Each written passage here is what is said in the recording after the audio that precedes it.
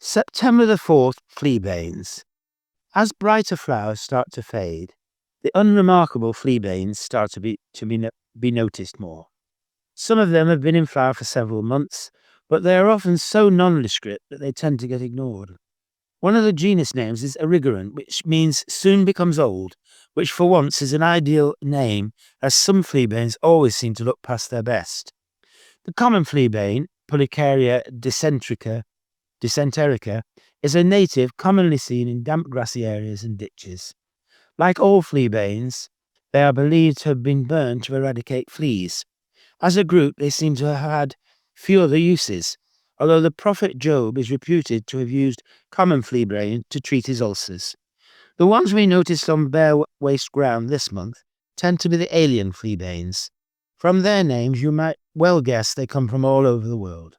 One of the most noticed, mainly because of its height, 2 meters, is the Guernsey or Sumatran Fleabane, Canyza sumatrensis. It was first discovered in Docklands in 1984. In this case, both its English names are incorrect, as it's a native of Peru.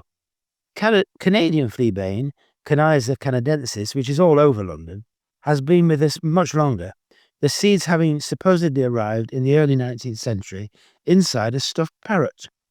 Others to look out for in waste areas and also in gardens are the Mexican Fleabane, Erigerant carvinscanthus, Argentine Fleabane, Canyza bonariensis, Blue Fleabane, Erigerant aca, and the Bilbao Fleabane, Canyza bilbaoana.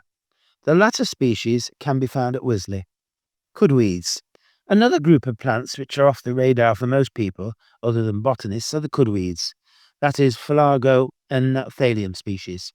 They're small, grey, slightly woolly plants, often with clusters of even stony paths or sandy tracts.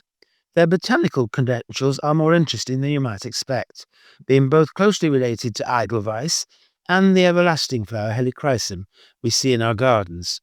In the past, they were referred to as wicked or undutiful plants, on account of the way the young branches of flowers continually grow over the old ones, supposedly like children wanting to be more successful than their parents.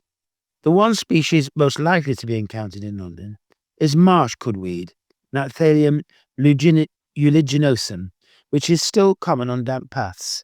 Several other species are either disappearing, extremely rare, or presumed gone.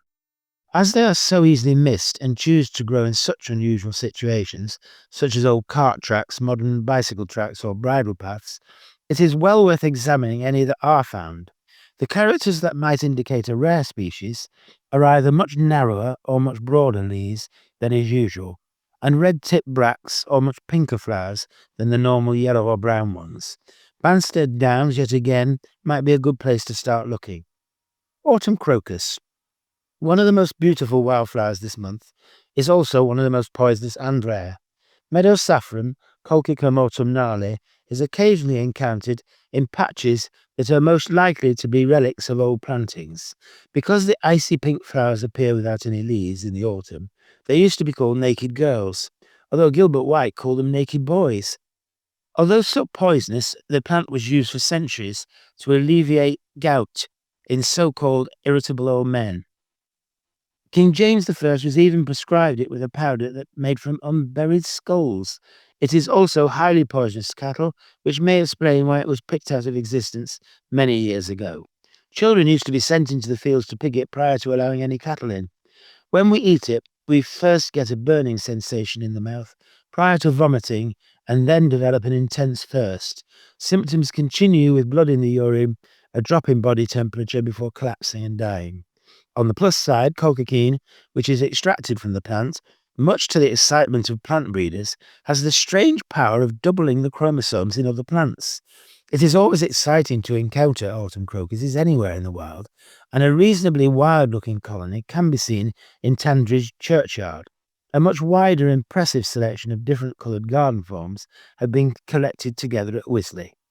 The botanical pilgrimage of the month has to be to Hampton Court to see the autumn squills, Scilla autumnalis.